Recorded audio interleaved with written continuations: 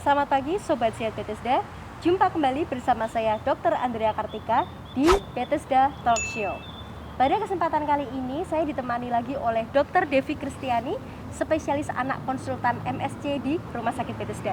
Selamat pagi Dr. Selamat Devi. pagi Dr. Andrea, selamat pagi Sobat Sehat Bethesda. Baik, hari ini kita mau ngerepotin Dr. Devi sebentar. Tadi Dr. Devi setelah visit kita mau tanya-tanya nih dokter. Jadi selama masa pandemi ini tentunya ya dok, orang tua itu banyak sekali bertanya, dokter ini kan lagi marak vaksin COVID nih, anak saya kan belum dapat vaksin karena masih di bawah 18 tahun. Ada nggak sih kira-kira vaksin yang bisa melindungi atau membentuk imunitas tubuh yang baik selama masa pandemi? Tentunya Dr. Devi akan menjawab pertanyaan tentang imunisasi yang tentunya bunda dan ayah ini perlu banget informasi ini seperti itu. Nah, kita langsung tanya aja ke Dr. Devi ya. Dr. Devi, ini kan masa pandemi ini tentunya banyak sekali orang tua yang khawatir kalau membawa ke rumah sakit itu tuh aman nggak sih? Orang kita mau keluar aja takut, mau kemana itu takut. Nah, apa pentingnya vaksinasi untuk anak di selama masa pandemi? Dokter. Jadi sebetulnya vaksinasi itu adalah hak anak ya. Jadi kita merupakan suatu bagian dari hak dasar anak untuk mendapatkan asih asuh. Nah, imunisasi itu adalah suatu bagian yang kita berikan untuk anak supaya anak mendapatkan haknya untuk menjadi sehat. Dan tentu saja kita ingin anak kita selalu sehat, ya kan? Karena beban kita terlalu berat apabila anak sakit. Bukan hanya beban material, tapi juga moral tentu saja ya. Nah, ini kebetulan sekali saya ketemu dengan Dr. Andrea. Senang sekali ya karena kita sudah lama tidak membahas tentang kesehatan anak nih ya, terutama di masa pandemi ini. Jadi sebetulnya di masa pandemi ini sama sih imunisasinya, tidak ada yang berbeda. Justru imunisasi yang ada di masa sebelum pandemi, saat ini di anjuran imunisasi tahun 2020 ada beberapa penambahan nih. Imunisasi tambahan yang bisa kita berikan dan itu sangat esensial untuk anak-anak kita. Baik dokter. Nah, itu terkait imunisasi itu esensial dokter. Nah, berarti bagaimana tipsnya, terutama juga mungkin bisa dijelaskan di Rumah Sakit Bethesda dokter, untuk imunisasi yang aman selama pandemi. Kan kadang-kadang takut ya dok ya kalau misalnya masuk ke ruang rumah sakit, anak itu kan terkadang masih ada juga yang buka-buka masker dikit karena sesek kayak gitu-gitu, sukanya kan bilangnya kayak aduh engap banget nih mak, padahal sebetulnya mungkin nggak apa-apa gitu kan. Mungkin Dokter Devi bisa kasih masukan dok? Iya, itu memang saya paham sekali ya Dokter Andrea, pasti kita cemas untuk membawa anak kita ke rumah sakit misalnya, untuk membawa anak kita imunisasi, sehingga memang di awal-awal pandemi itu saya banyak sekali menemukan orang tua yang terlambat membawa anaknya imunisasi sehingga terlambat imunisasi. Tetapi akhir-akhir ini syukurlah karena kita sudah memiliki klinik yang di luar rumah sakit. Jadi kita pindahkan selama pandemi ini klinik imunisasi itu di depan atau di seberang rumah sakit. Jadi itu rasanya sangat mengurangi kecemasan ayah bunda sekalian ya untuk membawa anak-anak imunisasi di rumah sakit Bethesda gitu ya. Tapi dimanapun nanti ayah bunda ingin membawa si kecil untuk imunisasi, yang penting adalah perhatikan selalu 3M, ya kan? Selalu 3M. Kemudian pilihlah sarana kesehatan yang mempunyai protokol kesehatan yang bagus. Artinya ada pengecekan suhu di depan, kemudian ada sarana untuk cuci tangan, ya. Kemudian cukup luas untuk menjamin bisa adanya social distancing dan mungkin tidak bersama-sama atau bergabung dengan pasien lain yang sakit misalnya ya. Jadi klinik imunisasi, klinik anak sehat harus disendirikan. Karena seperti tadi Dokter Adia bilang, anak kecil di bawah 2 tahun kan belum bisa nih pakai masker. Memang kita tidak menganjurkan pakai masker pada anak-anak di bawah usia 2 tahun. Jadi kita betul-betul harus menjaga dengan baik. Tentunya tidak perlu khawatir ya. Jadi kita Dokter Devi kalau mau imunisasi juga di seberang. Jadi tentunya mengurangi kecemasan. Mengurangi kecemasan, betul. Baik dokter. Lalu selanjutnya dokter, tadi dikatakan untuk imunisasi ada update di tahun 2020.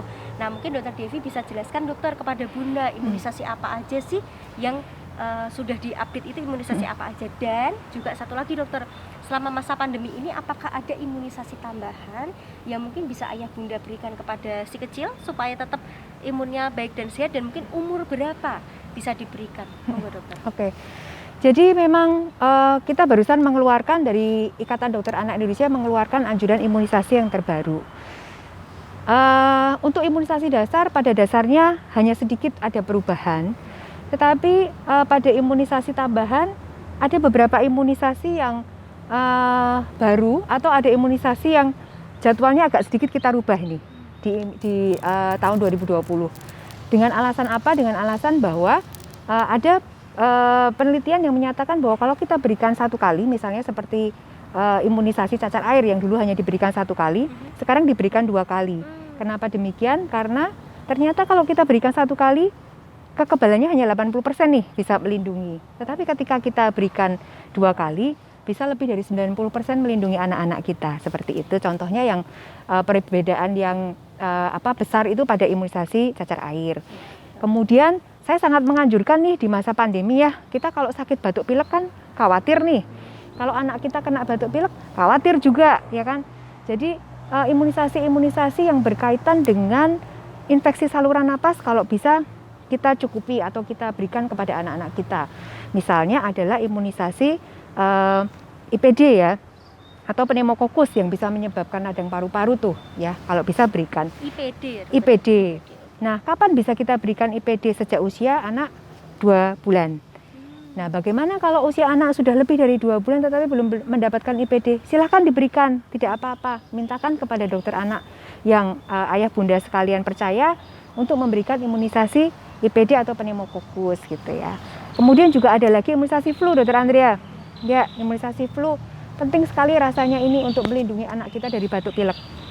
Kalau bisa sih selama pandemi ini kita janganlah sakit apapun ya, terutama sakit-sakit yang berkaitan dengan saluran napas. Pasti akan membuat kita cemas gitu kan ya. Kalau influenza ini banyak sekali dokter yang tanya di sosial media kami. Betul. Dokter, kalau untuk vaksin influenza ini setahu saya itu untuk dewasa, memangnya bisa buat anak. Nah, kalau misalnya bisa itu dari umur berapa dan juga berapa kali dosis pemberian, dokter? Oke.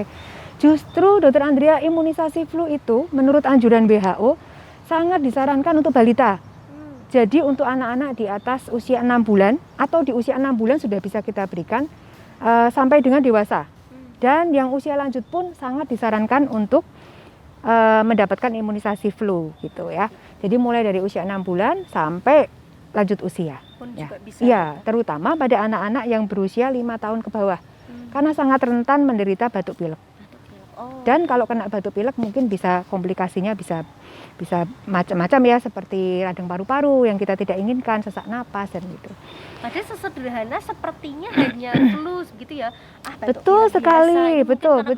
Ya. Padahal ternyata itu efeknya banyak ya. Ya, kalau pada anak-anak yang rentan, daya tahan tubuhnya masih rendah, kemudian saluran napasnya masih sempit, maka kena batuk pilek sedikit saja mungkin akan bisa menyebabkan sesak napas. Jadi itu hati-hati sekali. Baik dokter. Nah, tadi kan kita sudah punya vaksin untuk pneumokokus dan juga vaksin untuk influenza.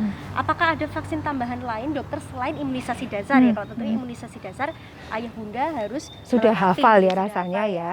Tapi kalau tambahan lainnya apakah ada dokter? Kira-kira? Ada banyak sebetulnya ya.